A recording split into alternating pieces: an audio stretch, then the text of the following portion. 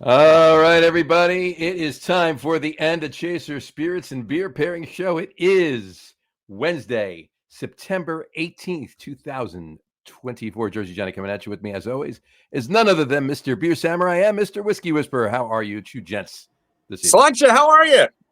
Hey, gentlemen. Sort of. Gentlemen, I haven't heard that in a while. Yeah. I call animals. I usually get called other adjectives, but I'll take gentlemen. Rocks. Yeah, Everything. exactly. Anything, gentlemen. Anything. Fill in the blank here. Yeah, exactly. Yeah, I was 10 years old before I knew my name wasn't a little son of a bitch. Come here, you little son of a bitch. Where are you going, you little son of a bitch? Anyways, I digress. God damn it, get in the house. But Mom, I'm Jesus Christ. Yeah, exactly. Why is it so dark? Because you turn your light off. We said that you light got dark. I'm in the light. I'm in the light. If I turn that on, then it's just blinding. Yeah, then you're in a film noir movie. Yeah. Gotta do something. Oh, I got an idea. Hold on. Oh my gosh. What might that be? Hold on. Good Lord. Okay, so we can do this. Nope, not that one. This one. There we go. Let's kill that. And we can do this. I can just do that. That work? Okay. That's actually now you're Alfred Hitchcock. No. Now he's in the Phil Collins Coming in the Air Tonight video. Oh, there we go. I was feeling Alfred Hitchcock there.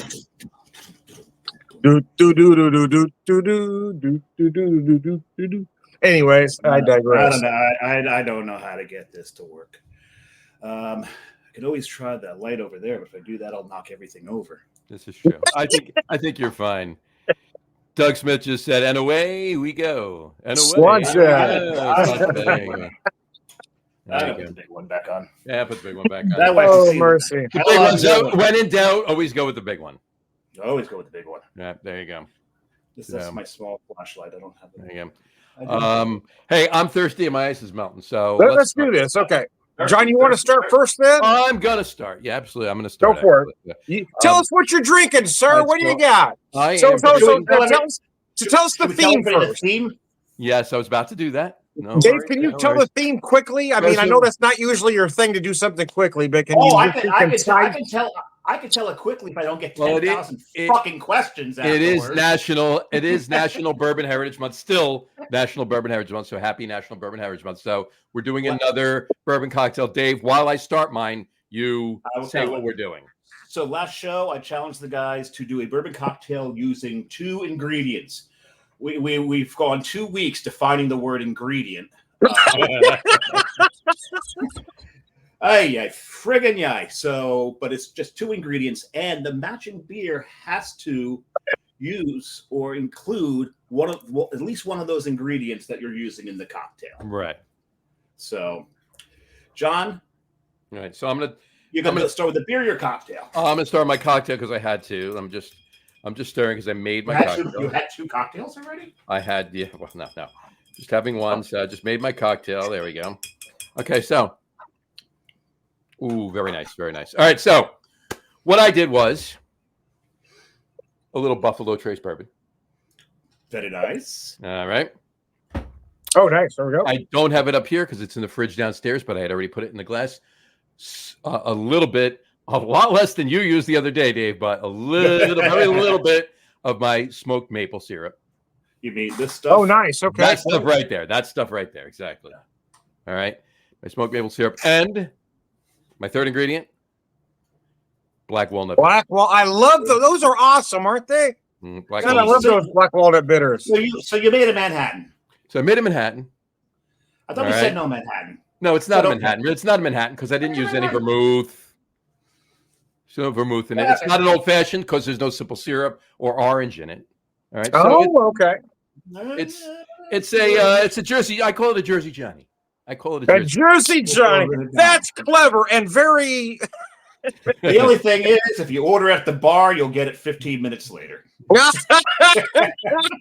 Exactly. Exactly. So there is, and I did, and because of our back and forth with our what's ingredients, what's not ingredients, I did put a couple Luxardos in there. If you can see There them. we go. Okay, nice. I'm sure they're in there somewhere. Yeah, They're in there. So I'm gonna take a little. Sure they're in there somewhere. I'm gonna take a little sip. Somewhere. Oh, that's very nice. And oh yeah, the black walnut bitters are really playing nice with the smoke and the maple syrup too. That's really nice. What are you pairing it with? I am pairing it with from Perennial Artisan Ales. I'm pairing it. Them. All right, and being this is we had a German beer theme last night on the Log Room Guys show.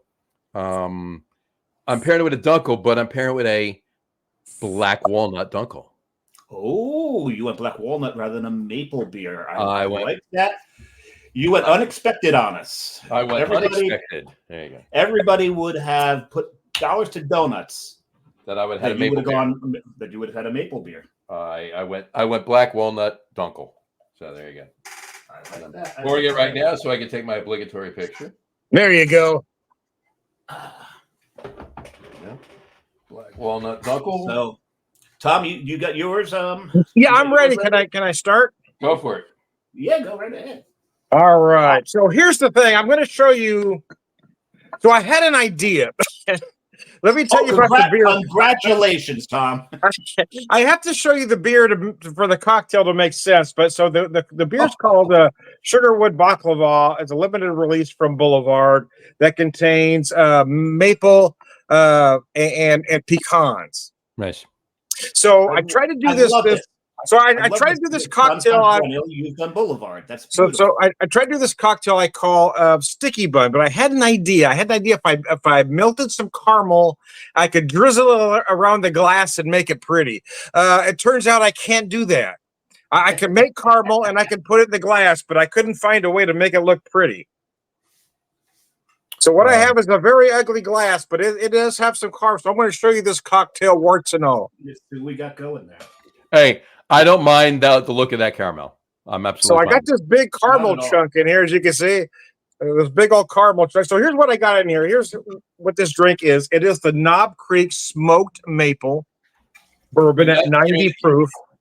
Nice. That you used last week. That one right there that we all have. Yeah, that's funny. We all three have that same bottle. So what I also used though is I used cardamom bitters to add a little spice, and then I used my house-made brown sugar, bourbon vanilla, and pecan simple syrup in this. But I'm not going to call it an old-fashioned because I've got it served straight up. But there you go. So I'm calling it a sticky bun. Sticky bun. I like that. Alrighty. I like that. But what you do with what I found interesting though is I tend to make my simple syrups a little different than most I found. And what I did is once I got that simple syrup made, I took those pecans and just put them in that hot water. It's not boiling anymore. It's stopped. But I let those pecans just sit and steep like it was tea. And the longer you leave those pecans in there, the more pecan flavor you will get out of that syrup. And so I got this nice roasted pecan flavor in there, and it's just gorgeous. Very nice. All right, Dave, we're ready for you, brother. Did you do your beer? Did I ask you to say that? He started with the beer. The beer. Yeah, let me show you the beer again. It is the Boulevard Sugarwood Baklava. And the reason I chose this beer is I attempted to do a couple other cocktails last night. So I've got about 3 beers in my beer fridge that have coffee in them. So I was going to do a coffee something or other. But this one, my retail background couldn't escape me. So I had to do a FIFO, first in, first out. This one had been in there the longest at 5 years. So I needed to do something with this one because the best by date on it is, in the interest of full disclosure, is 23, if you can see that. Yep. So I figured it needed to be used. Actually, it tastes fine. There's nothing wrong with it, but I figured I needed to do something with that beer before I did anything else. It's at 14.2%. I don't know if you could read that on there, but wow. Yeah, 14.2. Wow, that's wow. All right, Samurai, you're up. What do you got? So it's interesting because we all have some very, very similar ideas here. So what I did, and I also love the fact that you, John, you've got a perennial. That's one of the older, beautiful breweries out there. And Tom, he's got a Boulevard. Again, one of the older, beautiful breweries out there. One of the OGs. But I'll start with the cocktail. Started off with some Bib and Tucker. A little Bib and Tucker.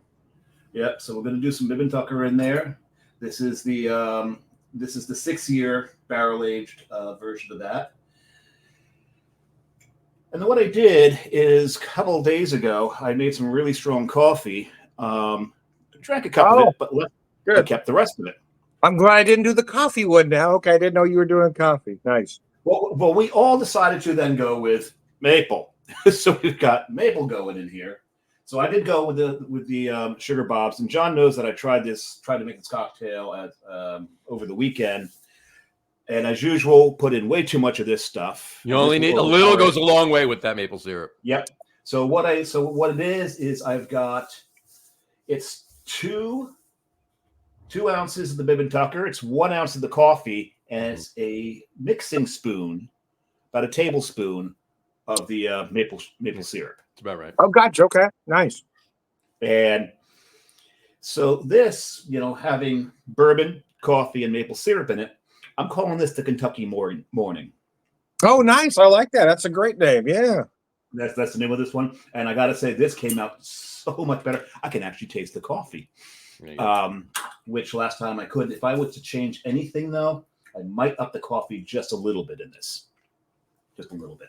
I got you. But the beer I've done this with is, if I'm doing a Kentucky breakfast, I did not have Kentucky breakfast stout, but I do have breakfast stout. Oh, okay. Gotcha. Yep. Found it. There we go. There you go. So it's actually 2 ingredients in this one because we got the coffee and the maple going in here. There you go. And another one of those beautiful OG breweries, Founders. Yep. So I love the fact that we're, paying homage to some of the ones that, beer drinkers sometimes may forget about. Sure. Depending upon where you are. So I'm loving that. And these two are complementing each other beautifully. Wow. So good. How's your pairing there, John? It is so good. Like I said, the black walnut bitters are, in fact, I'm going to actually put another dash in. I just want to see something. Or taste something. I can taste it. I can taste it, but that's why I want to up it just a little bit because they're playing so nice with the smoke. Yeah, and I learned about black walnut bitters from you, John. I'd never heard of them before, so I had to go and find them after hearing them from you. They're great. Now they're one of your faves. Yep. And there we go. I've got a bottle sitting right here. Well, it's so good. It set me on a journey to be to be fanatical about bitters. Now I have to buy every new bitter I find. Oh yeah, I gotta get them and use them in something. But by all means, sitting up here. Exactly. These black walnut bitters are playing so nice with the smoke, and then because it's prominent. It's not the bourbon is really the prominent character. Obviously, everything is just accentuating it, right? But the maple in there is laying underneath of everything, and then the black walnut bitters are like playing through the bourbon with the smoke and the maple syrup, and it's complementing this black walnut dunkel so nicely because from the dunkel, from the malts in the dunkel itself, you're getting a little bit of sweet. It's not maple sweetness, but it's sweetness nonetheless, and that's shining through, pairing with the maple in the cocktail. But the black walnut bitters and the black walnuts that they actually brewed in the dunkel are fantastic. Nice. What about you, Tom? How yours pair in there? Well, I tell you what. So my memories of the sugarwood baklava is that the beer was rather sweet, but because my cocktail is rather sweet, when I take a drink of the beer after the cocktail, it brings those notes down a little bit where I can really feel those pecan notes. I feel a little bit of the molasses, the maple, but it's not that very sweet note. I just kind of feel that in there, but you really notice those pecan notes. Nice, very nice. Doug Smith just commented and he said, "Challenge accepted. Made a Hunter cocktail, bourbon, cherry hearing, and bitters. Pairing it with an Ale Works Black Forest, which is a imperial chocolate stout aged on both sweet and sour cherry puree, and then aged in bourbon barrels for 6 to 12 months. Well Nice. done. That sounds delicious, man. Very well That done. sounds delicious, Douglas. Oh my goodness, that sounds brilliant. As good as this is, I'm actually jealous. That's brilliant, man. And he said the bourbon is Old Dominick Huling Station. I love that Huling Station. The Huling Station is a high rye bourbon, and that stuff is just insanely good. I love that big high rye bourbon. It works great in a Manhattan. Oh yeah, 100%. So good, so good. All right, This is nice. I want to point out, Tom, to you, like I meant to know what you were drinking last week. 2 weeks ago, I meant to wear this hat because you actually. Oh, Rocktown! So I debated on using the Rocktown because I had maple syrup I could add to the cocktail, but the Rocktown is cask, and I didn't figure with the 14% beer I needed to be drinking a cask bourbon. Yeah, it's probably a good idea. Probably a good idea. But I do like some Rocktown. Are you shocked that I have a Rocktown? I am kind of wondering. You must have a friend in Arkansas. I'm guessing you got a friend in Little Rock. I'm assuming. Or I go to liquor shows. Oh well, there you go. There you go. There's that 601. Tell you what, I'm not that important. I don't get to go to those things. What's interesting here is, and you've both had breakfast out. Absolutely, yeah. And you know what it's like. It's got a sweetness to it. Sure. That chocolate comes out. The oatmeal really comes out in the body. The coffee really shows up as well. What's interesting is what's happening to it when I drink this. The roasts are really, really popping on it. It is really it's super roasty. And breakfast stout is such a smooth beer. What has happened here is it's not as smooth. It's got this nice roast bite to it, and I'm not saying it's not as smooth in a bad way. Mm-hmm. I'm really liking the challenge of the roast in this. Yeah, because the sweetness that's in your mouth from the cocktail is definitely kind of canceling out a lot of the sweetness. And you can that's what I'm getting here. Is I'm getting those big pecan notes that I wasn't getting before. I was feeling that molasses, that maple, but now I really feel the pecan because the cocktail's so sweet. So yeah, I get it. There you go. I like what they're doing with each other here. This is probably one of my favorite pairings that I've done so far. This is nice. And it's interesting because usually what we do is the opposite, right? Our cocktails aren't usually sweet. Yep, we've got the sweeter beers. We're doing it. Yeah, we got to go backwards today. But man, I'm glad you got me out of my box. I wish I could have made a prettier drink. But I've learned I'm not a confectioner, and I don't know how to do that. That cocktail looks mighty fun. It still looks beautiful. But I do feel the idea was sound. Just the execution wasn't great. But mighty fine. Yeah, isn't that pudding? Isn't that pudding? That is a pudding. Yeah, it's or a pie filling. Depending on how much you cook. There's my big caramel. Oh, there you go. Well, Tom, you do that. You do that in a bar. You can probably charge $22 for that. What you do with that? Probably could. Yeah, absolutely. Wow. John's and mine are probably about 16. 16, 17, somewhere in there. But Tom's definitely 22, 23. Yeah, because he's rimmed the glass. Right. Can you do that in public there? Can you rim the glass in public? In certain areas. In certain areas, it's allowed. It depends on how long her dress is. So I'm just trying to gauge pricing from your neck of the woods to mine. So if you had to say a Buffalo Trace Old Fashioned, how much would it be in your area? Buffalo Trace. Well, it depends. It depends on the river or the other side of the river. Yeah, it depends on the bar. I look out the window. I see New York City. A Buffalo Trace, Old Fashioned. You're probably looking at. You're looking at 15, 20.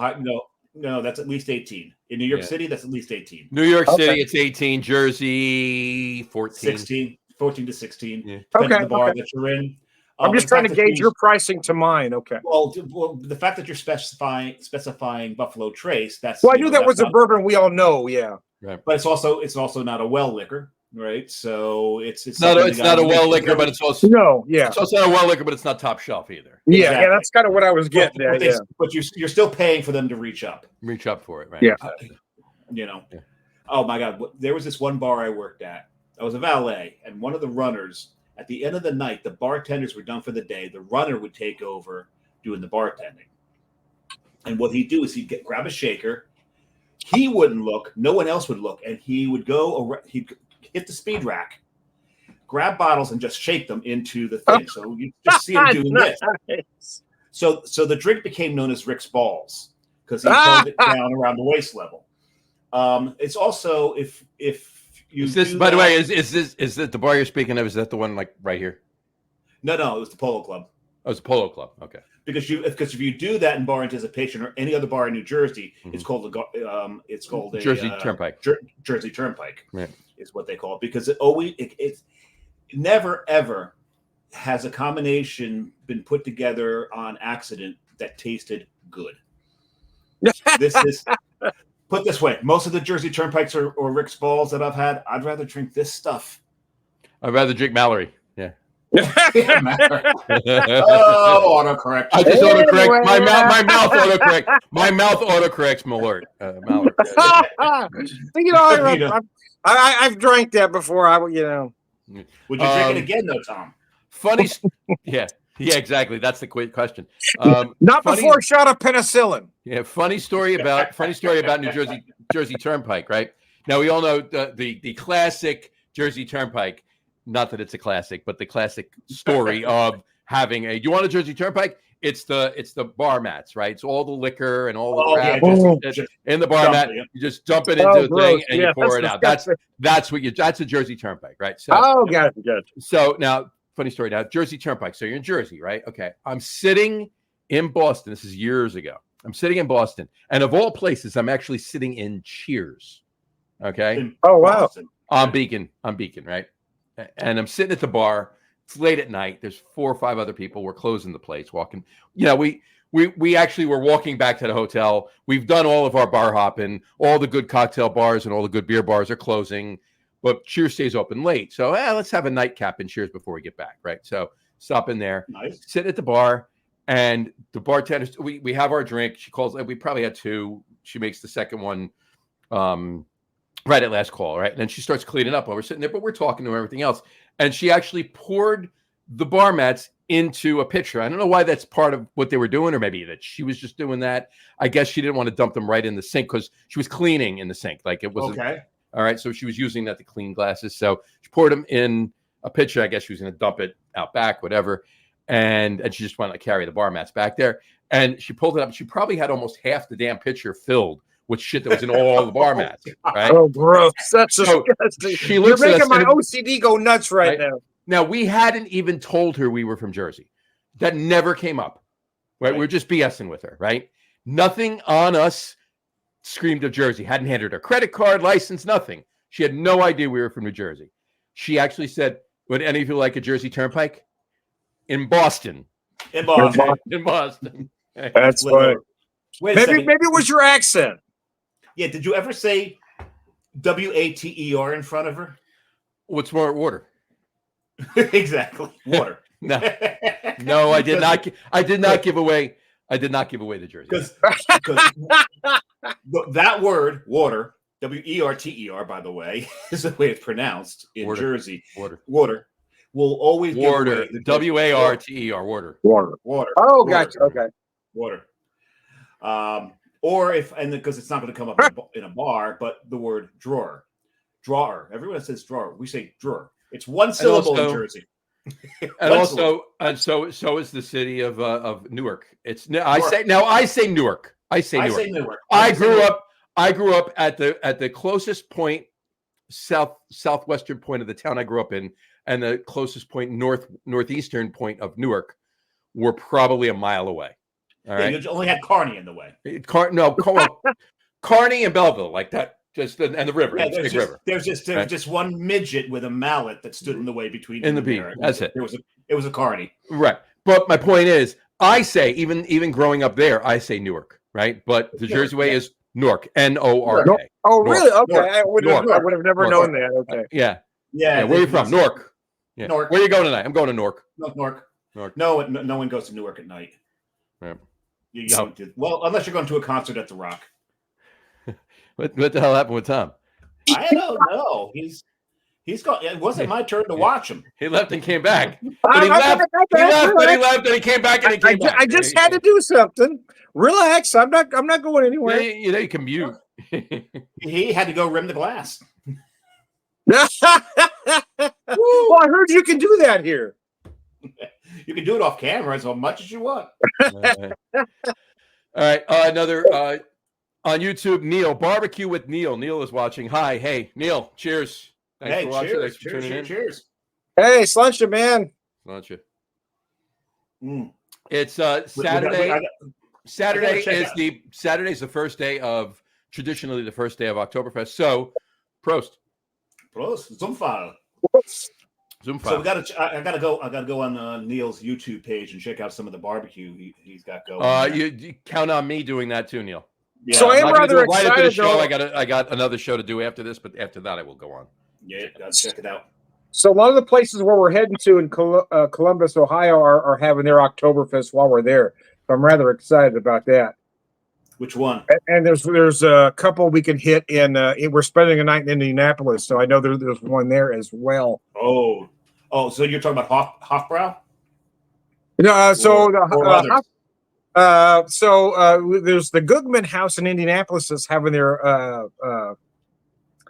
Oktoberfest at that time, but then there's a couple places, a couple breweries in Columbus that are doing it as well. So very nice. Very nice. Very nice. Well, yeah, there's that whole thing because Tom and I were going back and forth because he was thinking about doing Hofbrau House in Columbus, but I've never been to a Hofbrau House, and I really want to go. So of the three that Dave's been to, I've been to two of those, and I'll give you three guesses to guess which one I haven't been to. So the three I've been to are Manhattan, Pittsburgh, and Munich. The original Hofbrau House. So guess which one of those three I haven't been to. Manhattan. No, I've been to Manhattan. Oh, okay. I was going with the obvious. He wouldn't ask me this question if it was okay. Well, which one hasn't? Which one haven't you been to? I haven't been to Munich. I haven't been. The thing is, I figured that was the stumper. You've actually been to Munich. Nah, but the thing is, unfortunately, not yet. We'll be there. His memories of Hofbrau House in Munich rival my memories of Hofbrau House in Munich. Oh God, we were so drunk because we'd met our Austrian friends in Munich that day. He had a whole bunch of breweries, including Giesinger, which is going to be the next brewery to have a tent at Oktoberfest. They're going to actually add one finally. That everyone thinks so. We'll see. Everyone says so. They're the best. They're the greatest. Report show. Anyway, I can't do that, idiot. Anyway, but we went around. We were at Iyengar, and nice, okay. And the kid that we're with, he looks next to Iyengar, and there is an Irish pub. Because let's face it, every damn city in the planet has an Irish pub. It's because, as the Irish put it themselves, if you do your DNA and it does not come back with some Irish in there, that is a false negative. Because the Irish have shagged their way into every family. I don't doubt it. By the way, I do want to mention one thing. We were remiss last night with Rod on the show. 2.5 hour show, and we did not mention that it was halfway to St. Patrick's Day. Exactly. Oh, it is halfway to St. Patrick's Day. Oh, God, it was. Yeah. Well, Sláinte. Yeah. A day late. Sláinte a day late. There you go. You know what? Sláinte. Hey, Rod. Usually Cloverleaf Tavern tells me these things. They're having it this weekend. They're doing it this weekend, so they're a little late. Well, they weren't doing it on a Tuesday. I think they're doing it all week.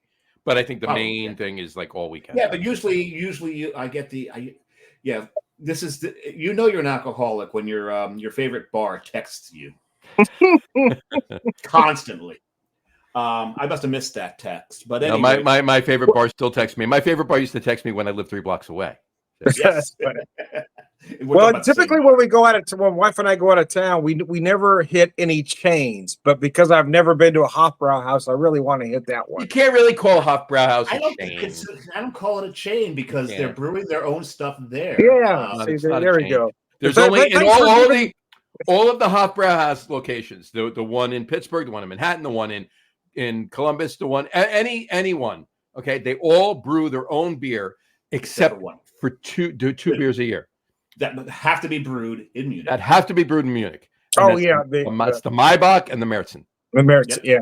The Maybach and the Märzen are brewed in Munich. Everything else you drink in any Hofbrauhaus you've been to is brewed there. It's brewed right there. Oh, yeah, I didn't know that. Thanks for telling me. Yeah. Each one of them has a brewmaster. I met the brewmaster in Pittsburgh, and if you're going to go to a Hofbrauhaus, check their calendar first. Not during Oktoberfest, but every other month there's a special beer they're going to release. And most of the Hofbrauhauses, it's usually the first Wednesday, first Thursday, whatever it is. Check their calendars. Okay, I'll look at that. I didn't. Get a damn reservation first, though, because the place will be packed. Carrie and I got lucky in Pittsburgh because we just happened upon it. We had a reservation. So they're going to put us in the boring room. And we're like, I am not sitting in there with this going with the way it sounds in there. I'm not going in this quiet room. That's insane. We managed to actually shuffle people. People at the bar were very, very cool, shuffled around to free up 2 stools for us. Oh, nice. Very nice. And what they did is when it's time, they've got a German band there. Yep, always. And then every now and then the German band will stop and go, Ziki, Zaki, Ziki, Zaki, hoi, hoi. And the audience will scream out, hoi, hoi, hoi. When I was in Manhattan, I had to get everyone going to do the hoi, hoi, hoi. They didn't know it. Pittsburgh, forget about it. Pittsburgh. Oh, my God, it was so much fun. And they'll do that, and then they'll go, yay, beer, and everyone chugs. Oh, nice. I like that. Okay, I got to go. It's so much fun. And then when it's time for the keg to come out. Oh, that's an awesome shot. I love that, man. But when it's time for the keg to come out, people start first there's a group lining up to be part of the parade. Right? And you got to ask to be part of the parade first before you can line up to be part of the parade. And these people show up in the lederhosen. They show up in the dirt, and women show up in the dirndls. It's a blast. But then there's another line that starts, and that line is because once they tap that keg, and the master of ceremonies, the leader of the parade, they take the hammer, and they drive the bung in, and then after that they bring the cask out. Yes, but once it's tapped. The keg. I'd tap that. Would you tap that? I'd tap that. I tap that. But once it's tapped, everybody who's online, one by one. Well, first they do. Everyone in the parade gets a pour off the keg, right? And then everyone else, then the other line, they keep pouring and pouring and pouring. This beer is now free. Whatever comes off that cask is free until it runs out. Wow. And that is free beer. Who'da thunk? Free beer. Right, that's awesome. That's incredible. Whatchamacallit? Couple things. First of all, I just want to say this is an even better shot. You thought the shot that I showed you before with me standing in front of the fermenters at Hofbrau was great. This is an even better shot. That's wow! So that's bratwurst and knockwurst, I'm guessing. Bratwurst, knockwurst, and schnitzel and Schnitzel. Wiener Schnitzel. Yeah. Wiener Schnitzel. The Wiener Schnitzel. Look like a Jaeger with the gravy on it. No, it was I don't know, but can you beat that? No, I can't. If I beat that, it would probably bite me. And Tom, I wasn't lying. The reason that has no snout on it is I pulled the snout off and ate it. Oh, God. How drunk were you at the time? Good for you. How drunk were you at the time? I was about 2 liters in. Had you done the shot ski yet? No, the shot ski came after that. The shot ski came between eating the snout and between eating the tongue and the brain. Lovely. There was a birthday party. There's 4 guys next to us. The one guy did not want to do the shot ski, so they're like, "Come on, you got to help us out here. It's a free shot." I'm like, "Okay, fun, free booze." So I got free beer, free booze, and they had a pork roast. I got free pork as well, and they let me take the pork head. There you go. I want to catch up with a couple of comments from Doug Smith. He said, going back to the Buffalo Trace, the Buffalo Trace is allocated here in the D.C. area, $14 to $16. Same in Jersey. Manhattan is elevated, of course, but yeah. And he said, Buffalo Trace is good, but allocated ridiculous. Yeah, it is. I agree. It is, but you know what? I mean, compared to a lot of bars have a lot of well and lower end bourbon, and they put almost there's very few bottles that I've seen that are in that middling range, right? They're not well, but they're not top shelf. And so for me, Buffalo Trace is a nice $25 to $30 bourbon, but if you're paying more than that, you're an idiot. Right, Buffalo. Well, of course, but Buffalo Trace is going to sit on the shelf with Maker's Mark. It's going to shit on the shit. It's going to shit on the shelf. It's going to shit on itself. It's going to shit on itself. It's going to shit on itself. I'm surprised I didn't do that coming back from Hop Wrap. Nice. Yeah, it's after 4 liters of beer. Yeah, pretty much. It's going to. Yeah, well, that's a different story. It's going to sit on the shelf with Mark. It's going to shit on itself. It's going to sit on the shelf with Woodford Reserve and the like, right? It's not, it's not, there's the Jim Beams and those and the like, the old granddads, they're below it. They're below it, right? And the Wild Turkeys, they're below it. But the higher end ones, Bibb and Tucker is going to be on the top shelf, even though it's not, even though you can get it for under $50 for the bottle, it's still going to be on the top shelf, right? Yep. And on from there, but yeah, it is ridiculous, Doug. So to make your point, and he said, I'm not paying $16 for Buffalo Trace for a Buffalo Trace Manhattan. Don't order one in Manhattan. No, I agree. I agree with you, man. 100%. Do not order one in Manhattan then, because you're dropping at least $18. So here's the thing. Hold on one second. Let me. If you're talking about that, comment on that. I'll get to his other ones in a minute because they refer to Hofbrau. But go ahead. A Manhattan or an old fashioned should never be made with Buffalo Trace. Buffalo Trace is a wheated bourbon. It is too sweet for either cocktail. If you're making a Manhattan and you're using bourbon and not rye, you need to use a traditional that uses rye. Mm-hmm. Yeah, 100%. And anytime I sometimes at home I'll stray a little bit, but even for the most part, probably 80% or more of the time at home I will do this. But 100% of the time when I'm out, if I'm ordering a Manhattan, I'm ordering a rye Manhattan. Just flat out, not even just ordering a rye Manhattan. Or like Douglas mentioned earlier, the Huling Station that has a 35% rye content. Rye. Yeah, you use a high rye bourbon. You need a bourbon with a rye content if you're making a Manhattan. Absolutely. I have at home made the mistake of using a wheated bourbon in a Manhattan. It's the outcome is really not that great. You know what it actually works. You know what actually taste it. You know what it actually worked for me, and oddly it did because I actually rimming the glass. No. With all, in the interest of full disclosure, I even in this particular version of my version of a Manhattan, and Tom, I've actually had this with you on your show. Mm-hmm. I actually do prefer the rye even with this, but it actually works well. A wheated bourbon with when I do my Nocino. Your Nocino, yeah. The Nocino version of Manhattan. So instead of vermouth, I use Nocino. That actually works decently with the because you got that balance, right? The Nocino provides that balance, the sweetness. Well, I can also see not so much in Amaro, but a Nocino. Yeah, I can. Yeah, I was about to say I can see a wheated bourbon working in like kind of the Italian version of the Manhattan, where you're using either an Amaro or using or Nocino. Yeah, that's going to balance something that's going to balance that sweetness. Mm-hmm. Yes. Yep. So I can see using it in those. 100%. Like when I put an Aperol in my Manhattan, I just refer to it as a little rather than the vermouth. I refer to it as a Little Italy. Oh, okay, all right.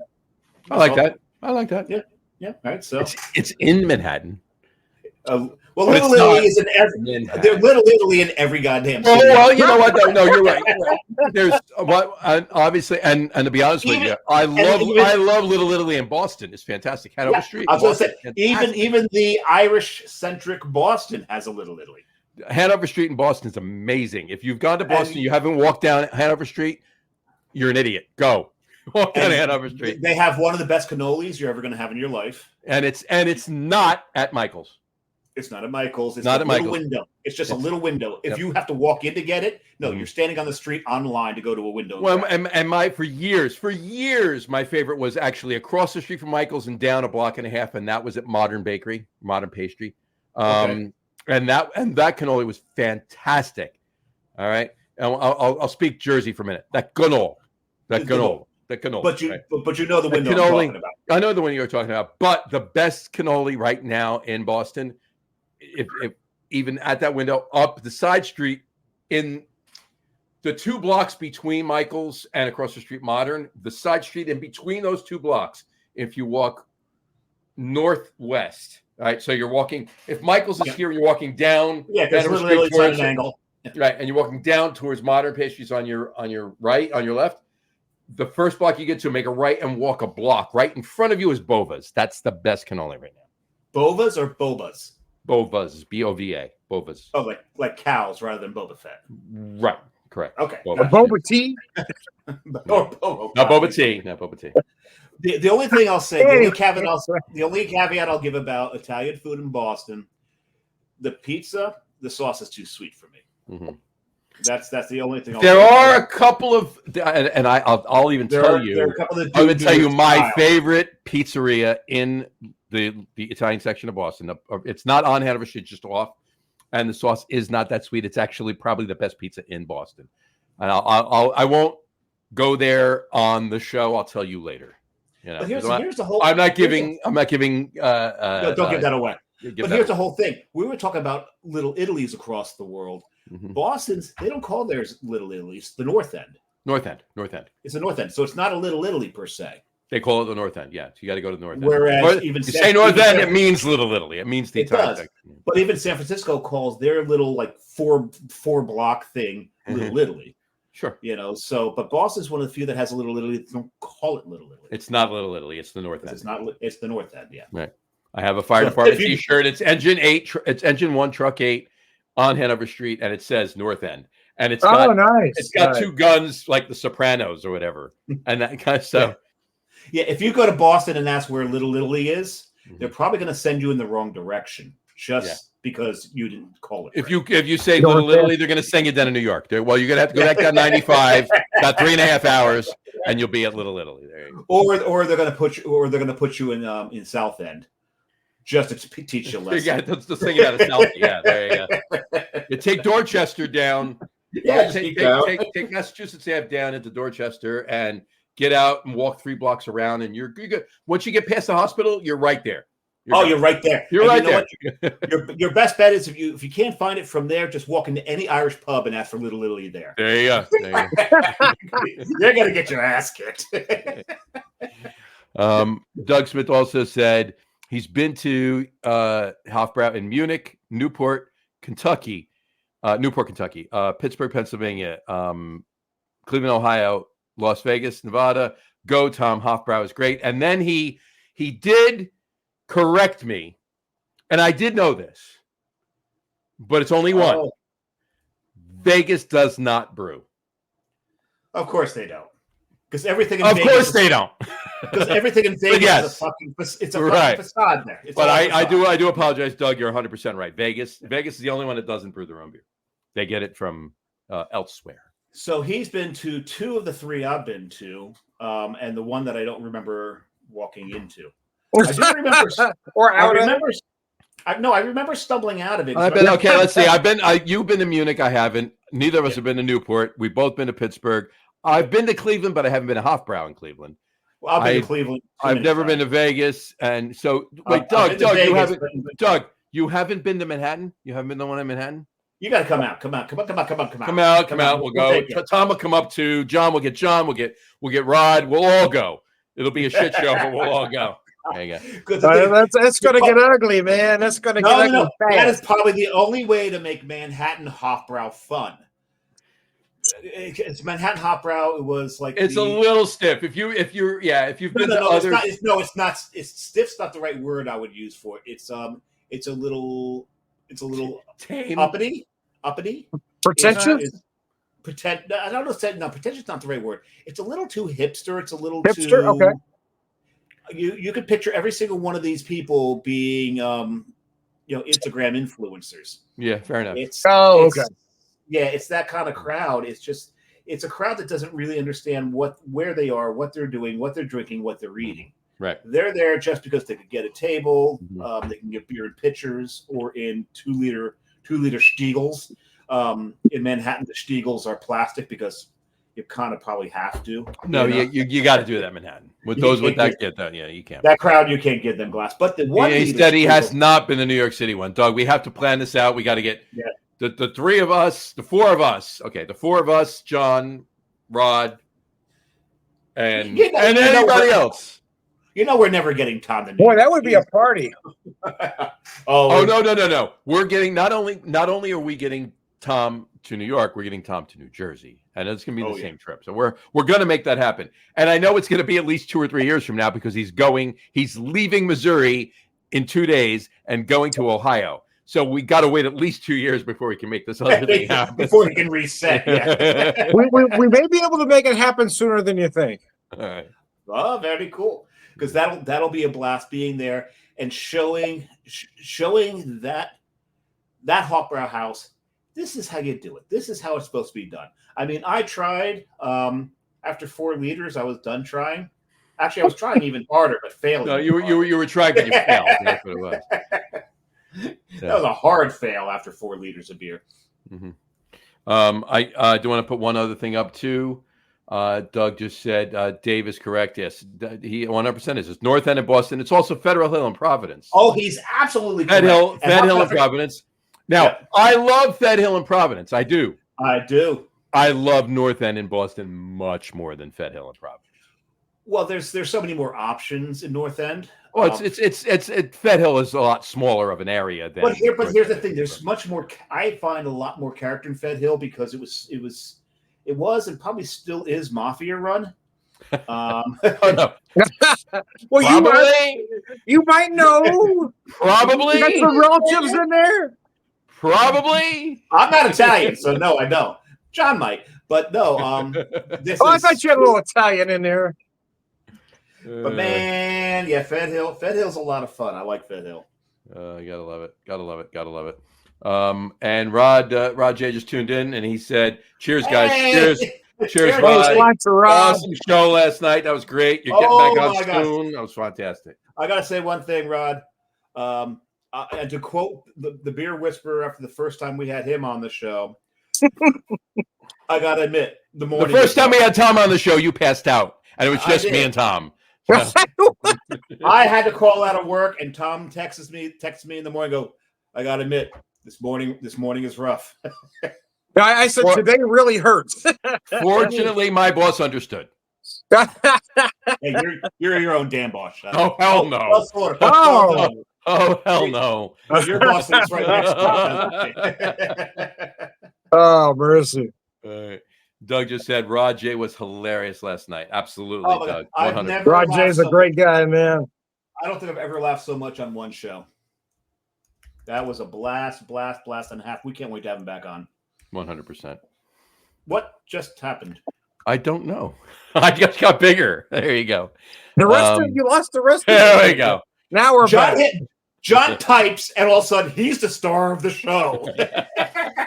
I thought we were all co-hosts. I thought it was equal on this show. He just took over the damn show. Minimized. Apparently, we're just sidekicks, Dave. You and I, we're just sidekicks. I'm not being Robin. I'm not wearing those tights. Sorry. Oh, there we go. Cheers, everybody. Welcome out to Add a Chaser. Now that how you do, buckaroos? How the heck are you? You know who the real star of the show is, don't you? Now that we've lost the dead weight. There you go. And Roger said, "Cheers, Doug. Thank you, sir. 100%. All of you, thank you so much." Yes. You know, all of you. Look, Rod, that was fantastic last night. But every week, before you even came on last night, when you comment in, Doug, every week, we're going to force you because we're going to have to force you to do it. We're going to force you to come on the damn show. Doug is camera shy, so yeah. Doug, if you want to do the blackout with the voice changer and all that, we'll just put up a silhouette, put up a picture. We'll put up a picture of Tom Brady, and you can talk. How's that? That would be awesome. Yeah. And you know what? Get like the Darth Vader helmet that's got the voice changer in it. Exactly. Luke, I am your father. Yeah, exactly. That'll work. Yoda with the Darth Vader helmet on. Luke, your father, I am. Exactly. So anyway, all right. To wrap everything up on this fantastic show this evening, how did your cocktails? Tom, we'll start with you. How did your cocktails wrap up? How did it? How did your cocktails? Tom, we'll start with you. How did your cocktails? Tom, we'll start with you. How did your cocktails? Tom, we'll start with you. How did your cocktails? Tom, we'll start with you. How did your cocktails? Wrap up? How did it?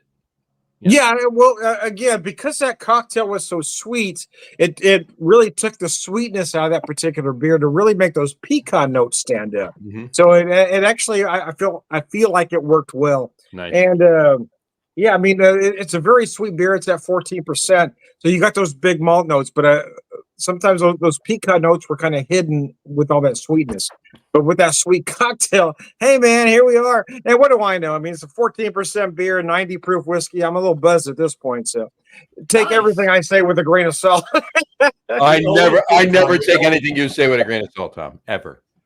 So. He takes a whole spoonful. I take a whole spoonful, man. Makes the medicine go down. Anyway, a spoonful of salt makes the medicine.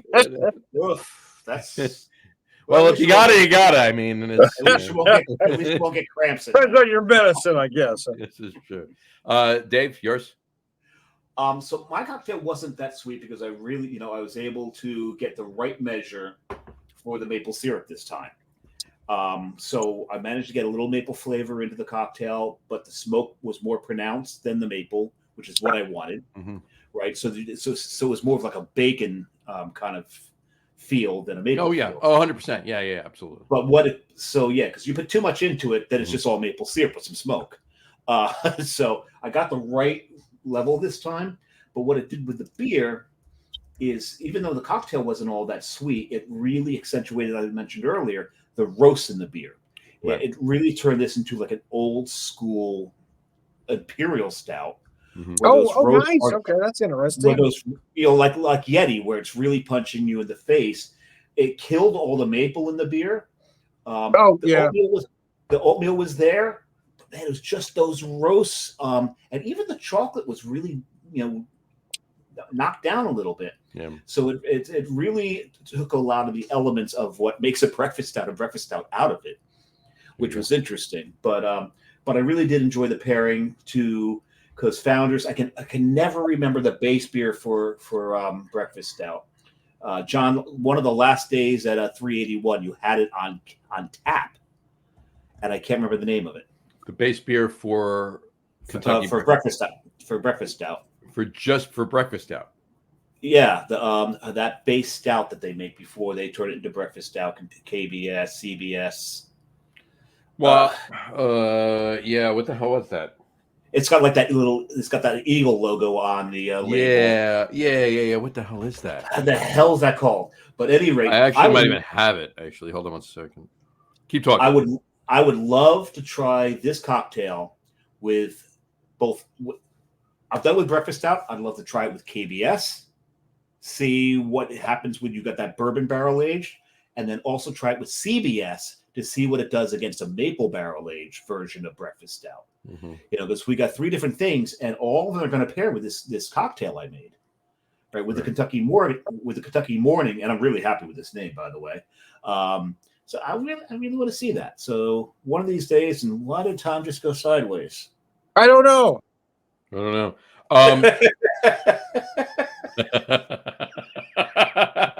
this is what we're doing now. I'm going this way. There we go. My bad.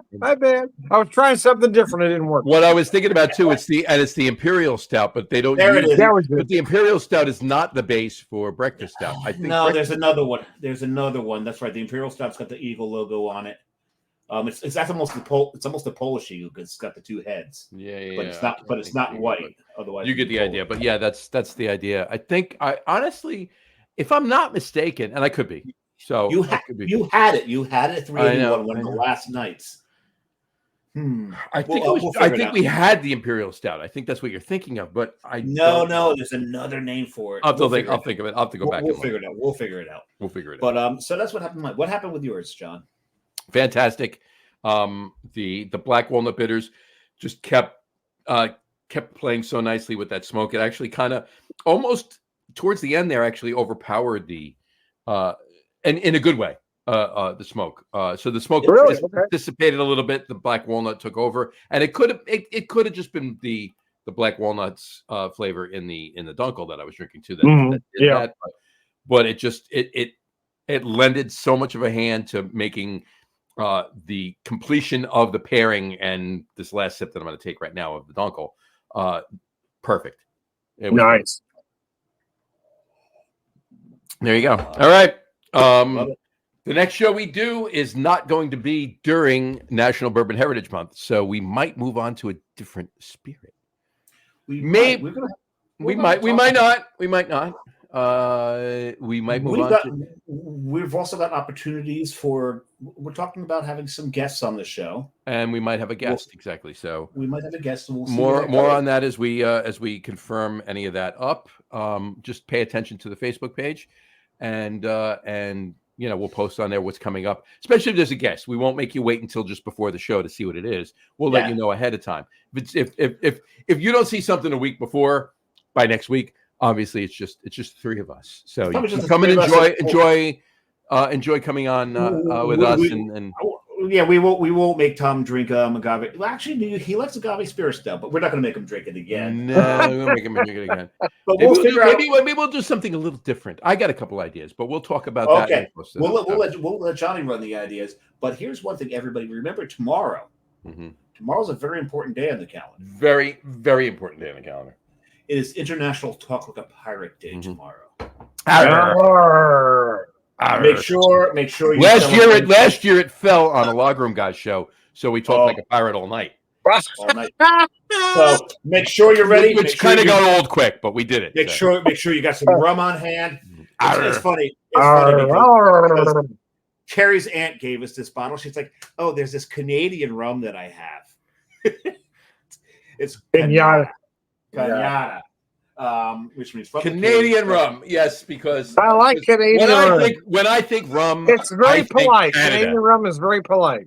What's interesting is that the bottle of Cañada sits right next to this. So I may have done that intentionally. I don't know. Well, you just organize your spirits by country. Actually, it's alphabetical because I have a Canadian Club, I got Cañada, and I got Captain Morgan right next to the Cañada. So it's alphabetically. And then Di Serrano. I may have done something. You did it alphabetically. You know you did. That's the end of it. There you go. You know you did. You did. And my Cataveno. In this ever-changing world in which we live in, makes you give it a try. One of these days we have to do a Pisco show. A Pisco show? Or we could just talk to Al and we'll do a Piscopo show. Oh, there we go. Al, can we get him on? Can we get Joe on? I'm from Jersey. You from Jersey? Well, we could probably get him on once. Just once. Al had me come on this show once. There you go. And Doug wants us to do a Malort show. Doug, you can do the Malort show with Dave. Tom and I will watch. I'm out. How you pussies. Now, if you want to do a Mallory show, that's a different story. So we can talk about it. She tastes a little different. She tastes Tom will rim the glass. All right. On that note, we will wrap up the show for today. We want to thank everybody for watching. And for those of you just listening to the audio podcast, thank you for listening. Don't forget to visit our website. All of the End of Chaser info is on the Lager Room website, www.lagerroom.com. That's LAGERROOM.com. And please remember, like us and follow us on Facebook at End of Chaser. And of course, all of the shows are on YouTube as well on the Lager Room channel. Remember, we go live with the video podcast on Facebook and YouTube every other Wednesday night around 6:30 p.m. Eastern time. And for those of you who just want to listen to the audio podcast, you can do so on our audio host, Spreaker, as well as iHeartRadio, Apple Podcasts, Spotify, Google Podcasts, Odyssey, Audible, Amazon Music Podcast, TuneIn, Podcast Addict. I read the same line. Podcast Addict, Castbox, Deezer, Podchaser, Listen Notes. Pretty much anywhere. It's a crutch, I know. Pretty much anywhere. Exactly. Pretty much anywhere you can find an audio podcast, you will find the End of Chaser podcast. And if you haven't done so already, please subscribe and you will never miss a show. And anyway, thanks for following along with us. Have a great rest of your week. Have a wonderful weekend. Have a wonderful next couple of weeks, and we'll see you in 2 weeks. Drink a lot of beer and spirits, but drink responsibly. And we will talk to you then, folks. Take care. Unless you're sitting at home and have at it. If you're home and you're just gonna pass out on the couch, knock yourself out. Knock yourself. Yeah. Have fun. Well, you're already knocked out. You don't need to knock yourself. That's true too. Right. Yeah. Enjoy. Cheers. Cheers.